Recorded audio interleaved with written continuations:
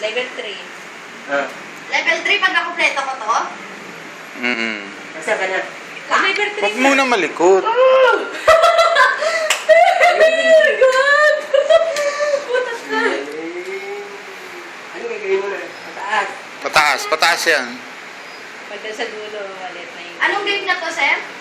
Maze. Ah, sorry! Nagulat eh. Sige, ito. Okay lang, hindi pa naman ano. Hindi pa naman eh. Pero yung mulan dyan sa manipis, yung maliit na ano.